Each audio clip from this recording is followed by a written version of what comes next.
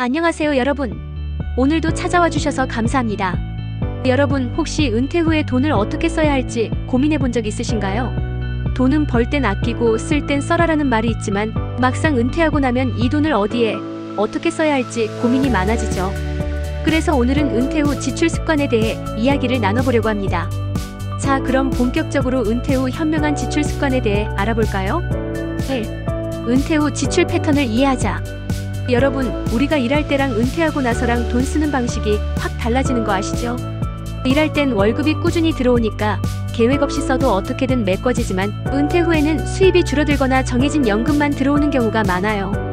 그래서 가장 중요한 건 내가 매달, 매년 얼마를 쓰는지 파악하는 것.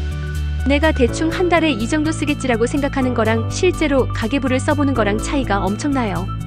그러니까 꼭 한번 가계부를 작성해보세요. 요즘은 스마트폰 앱도 잘 나와 있어서 어렵지 않아요. 2. 꼭 필요한 지출 vs 줄여도 되는 지출 구분하기. 자, 이제 지출 패턴을 알았으면 우리가 어디에 돈을 많이 쓰는지 볼 차례예요. 은퇴 후에도 꼭 필요한 지출이 있겠죠? 예를 들면 생활비, 식비, 공과금, 보험료, 건강 관련 비용, 병원비, 약값, 주거비, 전세나 월세, 집 유지비. 하지만 생각보다 줄일 수 있는 비용도 많아요. 예를 들면 외식 줄이기, 집에서 요리하는 습관 들이기, 필요 없는 구독 서비스 해지하기, OTT, 신문, 잡지 등 체크해보세요. 자동차 유지비 절감, 대중교통이나 소형차로 바꾸기. 이렇게 꼭 필요한 지출과 줄일 수 있는 지출을 구분하면 돈을 더 효율적으로 쓸 수 있어요. 3. 취미와 여행, 즐거움을 위한 예산 따로 마련하기. 은퇴 후에도 삶의 질을 유지하려면 나를 위한 소비도 꼭 필요해요. 돈을 아낀다고 해서 즐거움까지 포기하면 안 되죠. 그래서 미리 여행, 취미, 여가 비용을 예산에 포함시키는 게 좋아요.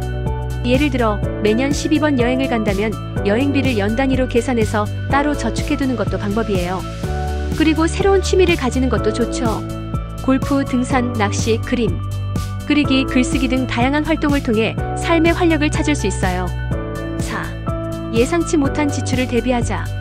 은퇴 후에는 갑자기 큰돈이 나갈 일이 생길 수도 있어요. 예를 들어 건강 문제라든지 집 수리 비용이라든지 이런 예기치 못한 지출이 생길 경우를 대비해서 비상자금을 마련해두는 게 중요합니다. 보통 전문가들은 최소 6개월 1년치 생활비를 비상금으로 마련해두라고 권장해요. 이 돈은 함부로 건드리지 말고 필요할 때만 쓰는 게 중요합니다. 5. 돈을 불리는 습관도 유지하자. 마지막으로 중요한 건 은퇴했다고 해서 재테크를 멈추면 안 된다는 점이에요. 물론 큰 리스크를 감수하는 투자는 조심해야 하지만 안정적인 금융상품에 투자해서 돈을 조금씩이라도 불리는 게 좋아요. 예를 들면 꾸준히 배당금을 받을 수 있는 주식, 안정적인 이자를 받을 수 있는 상품, 월지급식 펀드, 매달 일정 금액을 받을 수 있는 상품.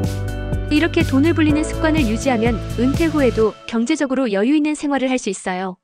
자, 오늘은 은퇴 후 지출 습관에 대해 이야기해봤는데요. 정리하자면 내 지출 패턴을 파악하고 꼭 필요한 지출과 줄일 수 있는 지출을 구분하고 취미와 여행 같은 즐거운 소비도 챙기고 비상자금을 마련해서 돌발 상황에 대비하고 돈을 불리는 습관을 유지하는 게 중요하다. 여러분, 은퇴 후에도 현명한 지출 습관을 통해 즐겁고 안정적인 삶을 만들어가세요.